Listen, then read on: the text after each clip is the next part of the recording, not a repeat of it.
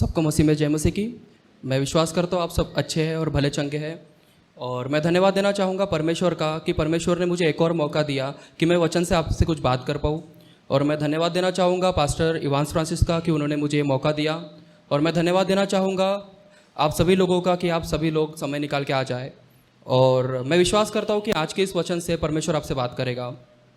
तो आज के इस वचन का जो मेरा टॉपिक है वो है अपनी समझ का सहारा लेना। तो जब हम पढ़ते हैं नीति वचन 3 का 5 से 6, वहाँ लिखा है, तू अपनी समझ का सहारा ना लेना वरन संपूर्ण मन से यहोवा पर भरोसा रखना, उसी को स्मरण करके सब काम करना, तब वह तेरे लिए सीधा मार्ग निकालेगा। तो बहुत बार मसीह जीवन में हम देखते हैं कि हम अपनी समझ बुद्धि का सहारा लेके अपना जीवन जीते हैं। तो वहाँ पे ये चीज़ होता है कि बहुत बार कुछ लोग रहते हैं कि जो प्रभु में हमसे बाद आते हैं वो हमसे आगे निकल जाते हैं। तो ऐसा किस लिए होता है? क्योंकि हम यहाँ पे हम अपनी समझ बुद्धि का सहारा लेकर मसीह जीवन जीते हैं। तो हमें ये सोचना बहुत ज़रूरी है कि हमें परमेश्वर के ऊपर भरोसा रख के अपना जीवन जीना बहुत ज़रूरी है। यहाँ पे हम देखते हैं कि बहुत से लोग जो है जो प्रभु में आते हैं, किसी के जीवन में बहुत अद्भुत कार्य परमेश्वर का होता है, और किसी के जीवन में जो देखते हैं कि जो मतलब जिसका जो जीवन है वो पहले थोड़ा सा खराब रहता है और प्रभु में आने के बाद उनका जीवन और थोड़ा खराब हो जाता है। तो यहाँ पे ऐसा क्यों होता है? क्योंकि यहाँ पे लोग अपनी समझ का सहारा लेकर मसीह जीवन को जीते हैं।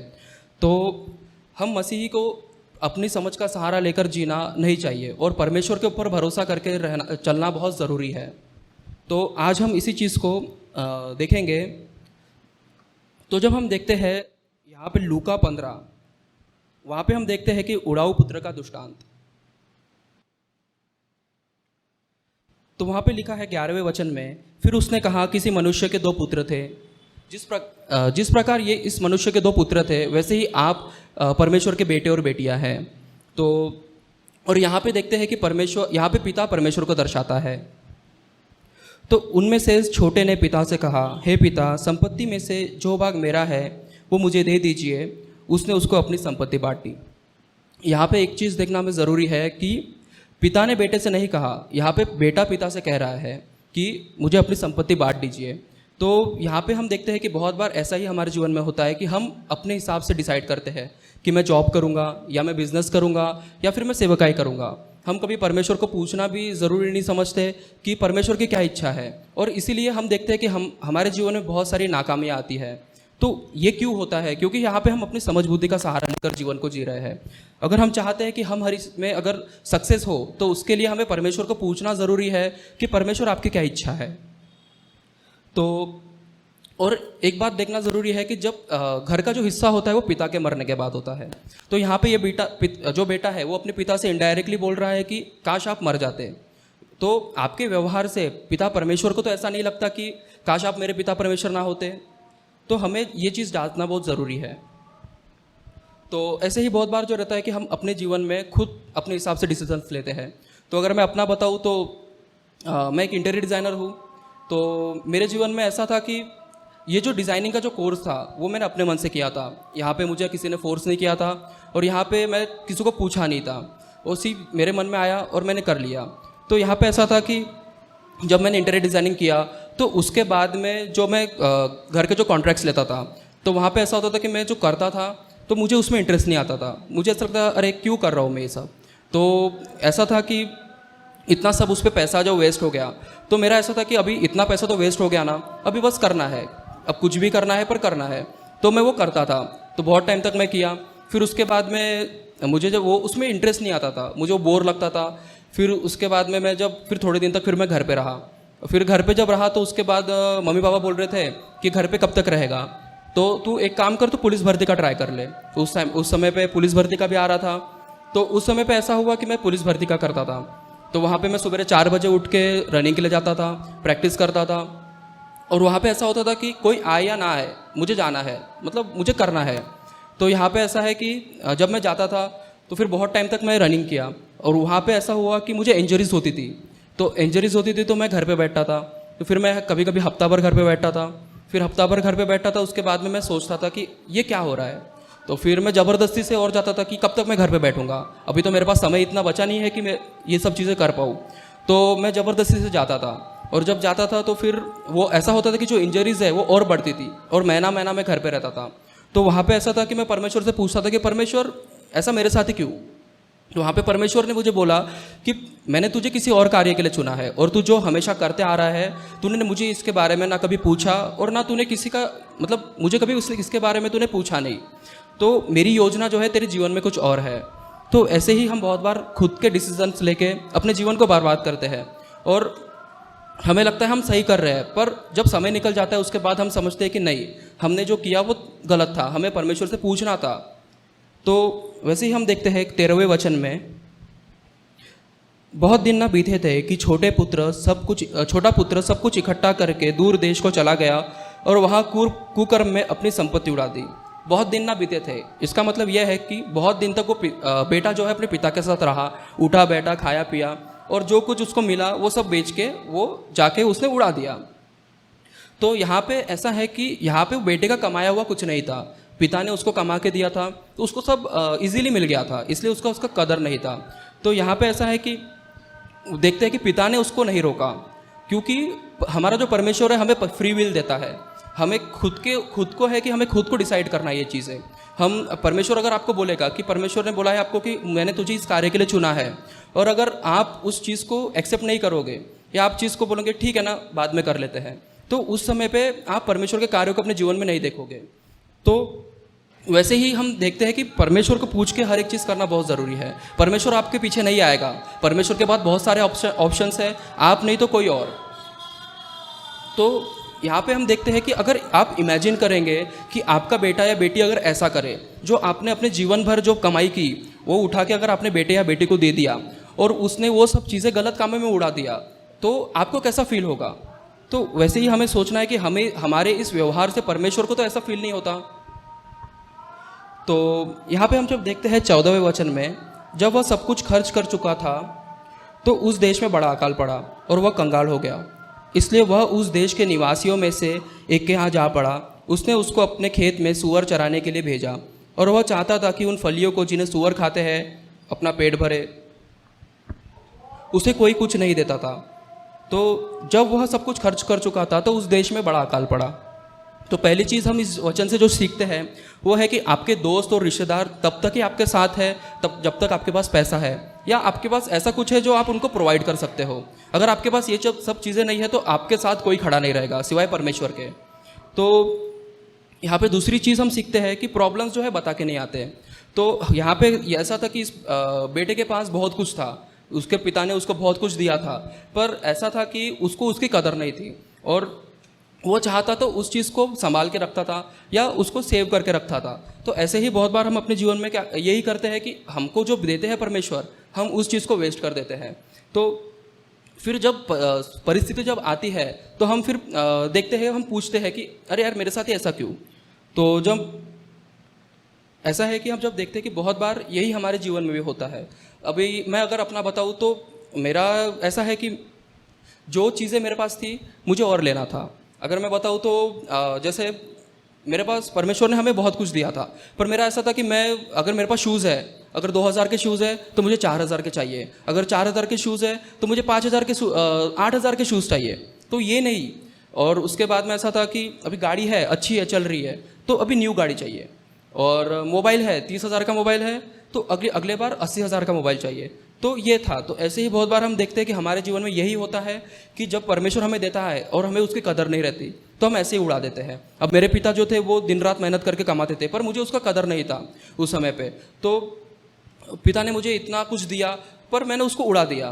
तो ऐसे ही हम देखते हैं कि हमें जब मिलता है तो हमें उस चीज़ को सेव करके रखना है, बचा के रखना है, ताकि जब परिस्थिति खराब हो तो उस समय पे वो हमारे काम आए। तो जब हम देखते हैं 15वें वचन में कि इसलिए वो उस देश के निवासियों में से एक के यहाँ जा पड़ा, उसने उसको अपने खेत में सूअर चराने के लिए भेजा, और वह कहता था कि उन फलियों को जिन्हें सूअर खाते हैं अपना पेट भरे। उसे कोई कुछ नहीं देता था। अगर हम देखेंगे कि यहूदियों में सूअर का मांस खाने पे प्रतिबंध है, वो अपवित्र माना जाता है, और आज इस व्यक्ति की ये परिस्थिति है कि वो सूअर का खाना खाने के लिए रेडी हो गया। तो ये उसके जीवन में ये परिस्थिति क्यों आई है? उसके पिता की वजह से नहीं, उसके खुद के डिसीजन की वजह से। अगर मैं आपको बताऊँ, ठीक है, अगर एक व्यक्ति है जो दारू पीता है वो अगर कंटिन्यू दारू पिएगा तो उसको पता है उसका लीवर खराब होगा, और वो कल जाके परमेश्वर को नहीं कोस सकता कि परमेश्वर ये मेरे जीवन में ऐसा क्यों। या कल अगर आप सिगरेट पीते हो, दिन के डब्बे आप एक डब्बा आप सिगरेट का पी लेते हो, और आपके अगर फेफड़े जल्दी खराब हो जाएंगे, तो आप परमेश्वर को नहीं बोल सकते कि परमेश्वर ये मेरे जीवन में क्यों। वो आपका डिसीजन था, आपको पता था कि ये चीज़ गलत है, तो और तभी भी आपने किया। तो इसलिए आपको सब कुछ समझना ज़रूरी है कि हमें वो चीज़ नहीं करना है जो हमें पता है। और अगर आप यह विचार करोगे और अगर आपको एड्स हो गया, तो आप कल जाके परमेश्वर को थोड़ी ना कोसोगे इस चीज़ के लिए, वो तो आपके वजह से, खुद की वजह से हुआ है ना। तो हम अगर इस परिस्थिति में है, हमें अगर लगता है कि हम इस परिस्थिति में है, तो हमें खुद को जांचना है, हमें खुद को सही करना है, ना कि उठ के परमेश्वर को कोसना चालू कर देना कि परमेश्वर मेरे साथ ही ऐसा क्यों। आपके खुद की गलती की वजह से ये चीज़ हो रहा है। फिर 17वें वचन में हम जब देखते हैं, जब वह अपने आपे में आया तब कहने लगा, मेरे पिता ने कितने ही मजदूरों को भोजन से अधिक रोटी मिलती है और मैं यहाँ भूखा मर रहा हूँ। मैं अब उठकर अपने पिता के पास जाऊँगा और उससे कहूँगा कि पिताजी, मैंने स्वर्ग के विरुद्ध में और तेरे दृष्टि में पाप किया है और अब इस योग्य नहीं रहा कि तेरा पुत्र कहलाऊँ। मुझे अपने एक मजदूर के समान रख ले। तो जब हम इस वचन को जब पढ़ते हैं, तो यहाँ पे हमें बहुत बार लग सकता है कि वो उस बेटे को पछतावा हुआ या वो पश्चाताप कर रहा है। तो हमें ये चीज़ सीखना ज़रूरी है कि उसने जो गलती किया, उसे पता है कि हाँ मैंने गलती किया, अब उसको चीज़ को वो फील हुआ। तो इस चीज़ को है कि जो उसका तरीका गलत है इस चीज़ में। अगर आप कुछ गलती करते हो और उस गलती को करके आपको गिल्ट फील होता है, तो उस चीज़ को आप पश्चाताप नहीं कहोगे। वो पछतावे और पश्चाताप में बहुत फ़र्क है।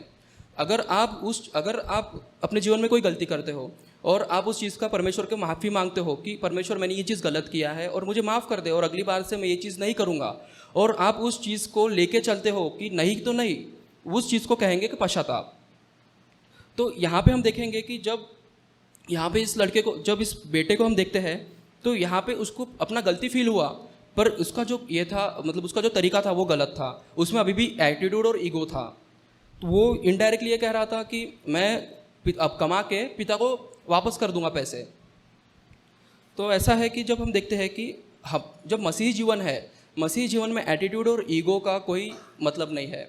घमंड के कारण ही लूसीफर जो स्वर्गदूत था, वो शैतान बन गया, है ना।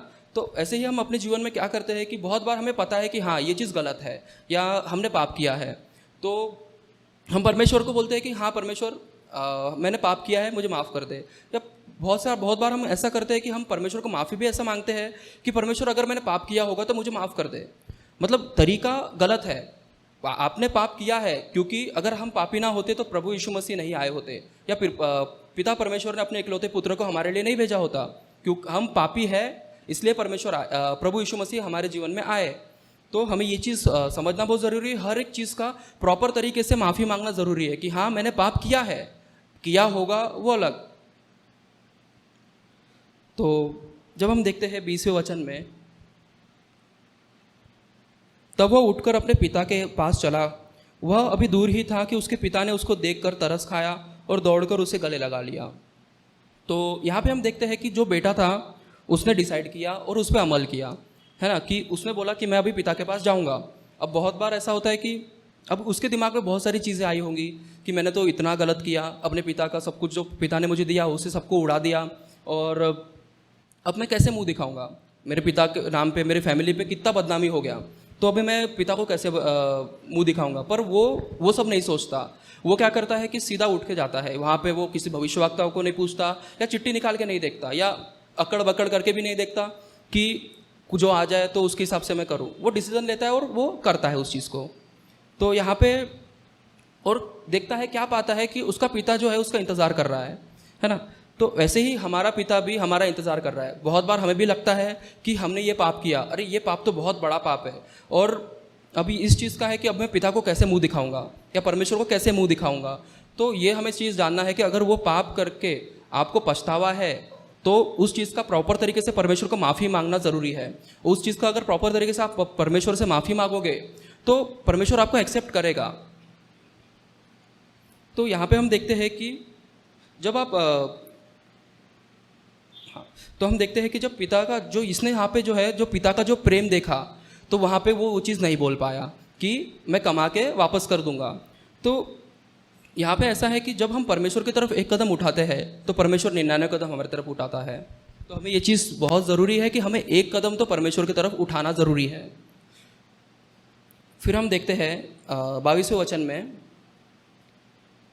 परंतु पिता ने अपने दासों से कहा, झट अच्छे से अच्छा वस्त्र निकाल के उसे पहनाओ और उसके हाथ में अंगूठी और पाँव में जूतियाँ पहनाओ और पला हुआ पशु लाकर मारो, ताकि हम खाएं और आनंद मनाएं। क्योंकि मेरा यह पुत्र मर गया था, फिर जी गया है, खो गया था, अब मिल गया है। और वे आनंद करने लगे। इसी चैप्टर के 10वें वचन में लिखा है, लूका 15 उसका 10,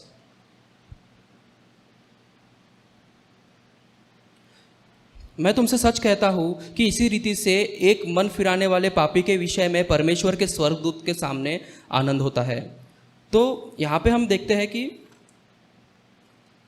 हाँ ठीक, तो जैसे हम देखते हैं कि यहाँ पे बहुत बार हम देखते हैं कि जब एक मन फिराने वाला जो व्यक्ति रहता है उसके लिए स्वर्ग उत्साह मनाता है। तो इसलिए हमें मन फिराना बहुत ज़रूरी है। जब पतरस डूब रहा था तो उसने दुनिया के डर से अपना विश्वास खो दिया था और वो डूबने लग गया था। तो उस समय पे प्रभु यीशु मसीह ने उसे बचाया। तो यहाँ पे भी हम देखते हैं कि जैसे उड़ाऊ पुत्र ने इस संसार के लालसाओं में अपना सब कुछ खो दिया, पर परमेश्वर ने उसे अपनाया। तो यहाँ पे हमें देखना बहुत ज़रूरी है कि हम पापी होते हुए भी परमेश्वर ने अपने एकलौते पुत्र को हमारे लिए भेजा।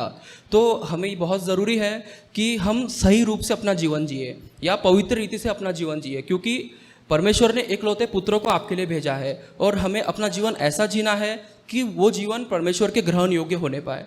तो परमेश्वर इन वचनों से आपको आशीष दे, आमीन। तो आप विवाह के लिए आगे कदम बढ़ाने को तैयार हैं, बधाई। इससे पहले कि आप अपनी शादी के दिन की तैयारी में जुट जाएं, योजना बनाएं और परेशान होने लगें, एक सबसे महत्वपूर्ण बात न भूलें, आपकी शादी। एक अध्ययन के अनुसार विवाह पूर्व परामर्श या वैवाहिक थेरेपी पूरा करने वाले जोड़ों में तलाक की संभावना 31% तक कम होती है और कोर्टशिप टू मैरिज इसमें आपकी मदद करता है। हमारे कोर्स और पाठों में विवाहित जीवन के संघर्षों, वास्तविकताओं और रोजमर्रा की दिनचर्या जैसे कई विषय सम्मिलित किए गए हैं। इस कार्यक्रम पर कई जोड़ों का भरोसा रहा है जो जिंदगी के इस नए स्तर पर जाने के लिए तैयार हैं। लेकिन इसके लिए सिर्फ हमारी बात को ही न माने, आप अपना पहला पाठ मुफ्त सीख सकते हैं। एक बार जब आप कोर्टशिप टू मैरिज के साथ रजिस्ट्रेशन करते हैं तो आप हमारी 30 दिन की मनी बैक गारंटी द्वारा भी सुरक्षित रहते हैं और आप तैयार हैं एक सुखी वैवाहिक जीवन के लिए। courtship2marriage.com पर आज ही अपना पहला लेसन शुरू करें।